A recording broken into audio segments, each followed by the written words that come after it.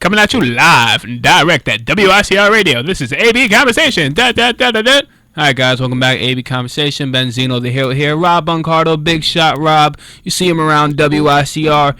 He is not here anymore, but we have another Rob that was replaced his seat, which is Jiggity.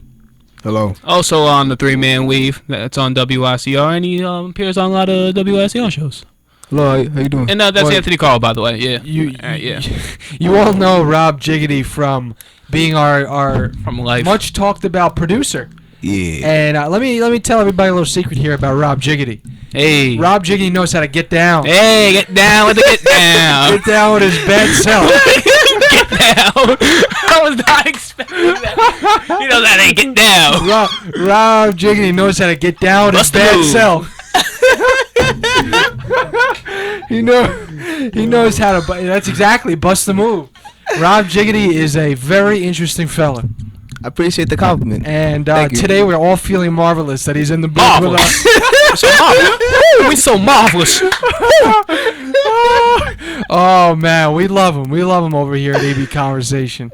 God, what fun we have. Tons. All right, let's talk about this. There was a national championship game that occurred in the college ranks in Division I. Yeah. Wisconsin Badgers versus the Duke Blue Devils, and the Blue Devils came out on top, 68-63. Now in this game, Tyus Jones was the most outstanding player. He got that award. But I'm not here to talk about players yet. Let's talk about the game itself. 2 number 1 seeds, they went at it. And the fact that you had 2 7-footers going at it, especially with Frank Kaminsky and Jahlil Okafor, that was already a matchup. Plus, the play of Justice Winslow and Nigel Hayes coming into the game, that's another matchup. Yep. You could say the guard play of not even Nigel Hayes with Nigel Hayes started, right? Yeah, he did. Yeah. But Justice Winslow having to deal with Nigel Hayes and his superior size and strength. I was about to say Sam Decker because he had to guard him Sam too. Decker, yeah. Yeah, okay. He had to guard Sam Decker. Now, with all that headlines, the game was a good game. Great. It was a good game. Nigel Hayes did wind up with 13 points in that game. But how about your opinions on the big boys matchup? Frank Kaminsky, Frank the Tank, and the predicted number 1 overall pick in the NBA draft, Jahlil Okafor. It's sort of easy on paper to say who won that battle, but let me ask you guys, who really won that battle? Jiggity, take this first. Honestly, Jahlil didn't play enough because of foul trouble, so I'd give it to Kaminsky with the 1-on-1 matchup. But when it comes to actual plays that helped this team win, Jahlil had more clutch and timely plays towards the end of the game with that and one he got off Kaminsky and that other layup he had. And I believe he had a block shot. Correct me if I'm wrong. Kaminsky really only had a 1 shot in the clutch, which was that 3-pointer, which cut it down to 3. So I feel like Jahlil overall won, but Kaminsky had a better night. Yeah, because Frank Kaminsky, he didn't expose Jahlil. People knew Jahlil Okafor could not guard the perimeter. And when you have a 7-foot big man that can shoot it, you're going to use that to the advantage. And the fact that you know he can shoot, but Frank just blew past by him. Yeah. He got layups and ones. Layups, his spin move's been deadly all year. I like how Rob Jiggity was saying that Frank Kaminsky had a better overall day, but when it came down to who needed the buckets more, Jahlil Okafor, who played 22 minutes in this game, which is not allowed, was limited to 10 points and only 3 rebounds. It was Jahlil who came in later on in the second half that got a key couple of consecutive buckets that helped propel that Duke comeback, because Duke entered the second half down by 9 early on in that second half, and that was a comeback that Wisconsin had basically added to because they couldn't score. Wisconsin could not score anymore. They had such a torrent first half, and then come second half time, they really couldn't get any offense going for themselves. And Duke was able to chip away at that 9-point deficit. And a big reason, we have to mention him, Grayson Allen. Yeah. The little guy. Attaboy Grayson! Attaboy Grayson! I told you about Grayson though. I did say Yeah, I was yeah. wrong about the game, but he would have to be a key component. Well, he reminds me of myself. If I were ever to do something big in a basketball game, it would be him because Ben would be the Jaleel Okafor. Oh wow. Okay. Rob Justice Winslow. Rob would be the Tyus Tyus Jones. Wow. Look And at you. I would be the Grayson Allen. Come out of nowhere, just come up with 6 straight points in a big scenario. What do you have? 15 on the night. I believe 14, 15, or 16. Let's Pick see. a number. Yeah. Nah, I think it was 16 points. 16. 16 points on the night, and it just further defines in these big college basketball games. It further emphasizes who comes out on top. Usually, the projected NBA All Stars don't. It's odd because look back in the past. Shabazz Napier. Can you really call him a future NBA star? No, you cannot. I would say he's a future NBA role player. A future NBA, contributor. He's Mario Chalmers. Future NBA star? No way. Yeah. Look at Mario Chalmers. look at let's see who else. Look at what's his name from Louisville. Russ Smith. Russ Smith, yeah, but the other guy, not Van Treese. Was it Van Treese? Fred Van Vliet was on Wichita. What are you talking about? No, not Van Fleet. On Louisville. The year they won? Payne Siva. Yeah, a lot. Oh of yeah, these- Payne Siva just disappeared. They Yeah. disappear. And a lot of these big names, they do that. And then you look at this game, and I'm not saying that Grayson Allen was the MOP. He wasn't. I mean, Tyus Jones was. But listen, he came out, had a big game. Look at Okafor. Okafor's probably going to be a great NBA player one day. But look what he did in the championship game. Attaboy Grayson.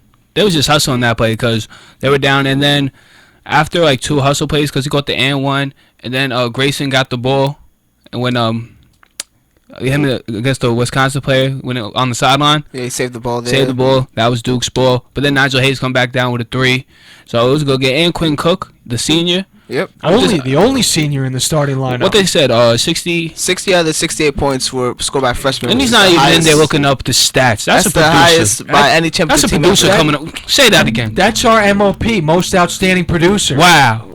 What are you looking that out there? It's you. It's you. What are you doing looking over there? It's not Statue of Liberty. That's no. it. Don't look it's Jiggity. Don't look for Tyus Jones right now. You're our MOP. We don't want Tyus. We don't want Tyus. Forget Tyus. We don't want that MOP. We're the We best want guard in the this country. MOP. Jiggity. Jiggity. Jiggity. Now, all 37 points, all 37 second-half points were scored by the freshmen of Duke. All of their 37 second-half points came from those 4 freshmen. And those 4 freshmen, Tyus Jones, Justice Winslow, Jaleel Okafor, and, of course, Attaboy Grayson. Grayson Allen. This is a team that, how many of these players out of them, obviously not Grayson Allen, but the other 3, can we predict them leaving college early for NBA careers? Obviously Jaleel. How about Tyus and Justice Winslow? I think Tyus might stay into the year, but I think Jaleel and Justice are gone. Justice dipping to the NBA just on the fact of the stock from the game he had. He had an okay game. Okay game. He had an okay game, but you could see the potential in this guy, Justice. Yeah, I Winslow. see him. He plays sort of like James Harden, but not really with a 3-point shooter. But He plays like James Harden, looks like Jimmy Butler. He Yeah. has that Jimmy Butler factor mixed with a Kawhi Leonard factor. He's a lanky, yeah, I think he plays a little like Jimmy Butler, yeah. I agree. so that's a NBA. and he has that nice side step, the nice Euro step. and he's built. Yeah, He's built. He's got he got the size. NBA body. But for Tyus Jones, I think he's gonna stay. Yeah, Now, in terms of in an NBA draft, let's look at it right now. You have the National Player of the Year in Frank Kaminsky, Frank the Tank, and you have now. I'm completely going mock random draft here. I'm not even talking about how it's actually going to stack up. We're not getting in the nitty gritty. No, we're not getting. This is completely. What's the word I'm looking for? Completely hypothetical. yeah. If you're looking and you're an NBA general manager and you're looking at Frank Kaminsky and Jaleel Okafor, who are you taking? Jaleel. I'm just mad you asked me that question. Yeah, that shouldn't be a question. It's not. That's like asking me, is the sky blue? You know that. And I'm not saying that I was making it a debate. I just wanted to know if it's that black and white. I wanted to know It's- from you guys. It's black and white as they are. it's it's trans. it's black and white as that's really it's transparent. It's clear. Transparent. It's clear. It's a Derek Jeter. Yeah. Not really. No, that didn't make You sense. missed Derek Jeter too much. We're talking basketball. My bad. Honestly, Kaminsky, the most I could see Kaminsky being is maybe a Ryan Anderson. Shout out to FG on that Shout out to comparison. You know FG. FG to go. We out here. I see Yeah, you, my guy. that's the So- most I could see him being, I could see him being anywhere from He's gonna be a lottery pick. Yeah. Don't get me wrong. He'll be a lottery yeah. pick. He is but gonna be a lottery here's the point that you guys I think are trying to make is that Jahlil Okafor is such a prolific post player that even though Frank, I think, jumps out and tries to step out and take that three sometimes, and he'll try and do different things on the court. I agree with you guys, and I don't think there's much of a question with the type of dominant inside presence Jahlil is. Yeah, he has great post moves. He blocks shots. That's pretty much all you need to build on. Did you see the photo of him palming the basketball? Yeah, Oh, he always does. You see him when he's sizing up his. yeah. Size up. He got that Al always- Jefferson move. he always palms that one it. hand size but- up. Yeah. They had a close-up photo though. It looked like he was holding like a golf ball or something. Oh, I did. I know what you're talking Yeah, about. yeah. Yeah, that was Ridiculous. on Twitter, I think, or Yeah, something. poor Twitter. Yeah, but no, I agree with you guys. And so, Coach K, 5th national title. Mike Krzyzewski. Coach K, Ben and I had the privilege of seeing him in person when we covered the Duke St. John's game at the Garden. The God. And Coach K, now did Duke come out of the blue on this one? Because obviously a lot of people had Kentucky winning this whole thing, and Wisconsin comes into this Final Four matchup, and all of a sudden Kentucky is taken down like Rocky takes down Drago. I mean, they come in this contest like Ivan Drago, the Siberian Bull, juiced up on steroids, but in one sense, and hear me out on this one, they really were juiced up on steroids because a lot of it was fake. And it was glitz and glam, but when you got down to the actual play, they were all talk and no walk. I feel like they fell for their own hype. I know they were talking like, oh, we're not falling for our own hype. I think they fell for their own hype. I know because they're saying that just to the media. We're not Yeah. in the locker room. They're probably clowning Wisconsin before they got on the court. Yeah. They're like, oh, who's Kaminsky? Come in, yeah. Oh, Who's Sam Decker? Yeah. Yeah. I don't know this guy. Man, But- give him 40. But what's a Nigel Hayes? let me ask you a question now. This is my question, I think, what I'm trying to get at. Was Kentucky as good as people made them out to be? Now, I know they were undefeated. I know that doesn't come without being good. I know they were good. But when you're comparing them to the 1976 Hoosiers, when you're looking at this team face value, were we missing a lot of the weaknesses? The fact that Willie Cauley-Stein was made out to be this huge presence, yet his scoring abilities were doubted at different times, and guys like there were certain loopholes on this team that I think were looked over based on their record. The fact that they were undefeated. I got a burp. Hold on. Excuse me, Rob. You can go. I would say with this team, there were a big man. Their team focused on their bigs, and their bigs weren't really big time scorers.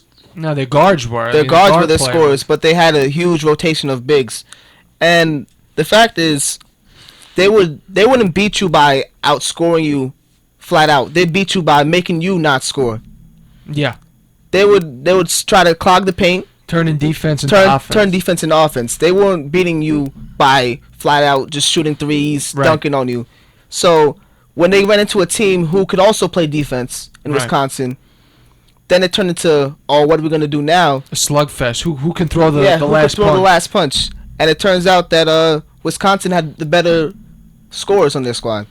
Hey, that's a great analysis there. And the fact that I think one of the key reasons that a factor that I'm sorry, hold on, let me start this over.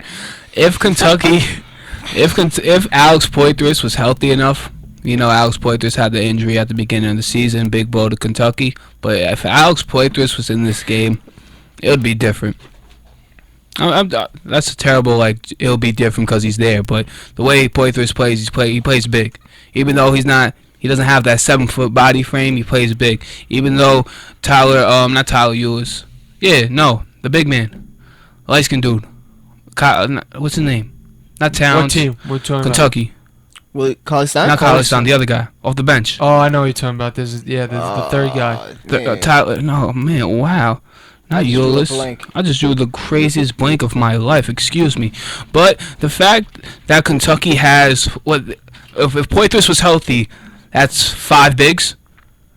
No, that's 5 bigs. Yeah. Towns, Johnson, Okafor, Poitras, and the light skinned dude, which we can't get his name. Wait, Kentucky? You mean? Forget it. Okafor. Did I say Okafor? I'm Yeah. tweaking. Oh my goodness! Wow. Excuse me. You're talking about. I'm gonna say You're Stein. talking about Dakari Johnson. No, not Dakari Johnson. Brian Long. No. What's that? The bench woman? No, I don't even know who that is. Yo, what's Kentucky's roster? Devin Booker. No, he's a guard. I don't know what he's talking about. Then I have no idea. You know who I'm talking about? I do not. Yo, if I don't know what I'm talking about, Anthony's trying to look up who I'm talking yeah, about. I'm trying to figure out who you're talking Yo, about. this is crazy. I'm sorry, folks, but do you think going back to this, Kentucky is the greatest team of all time?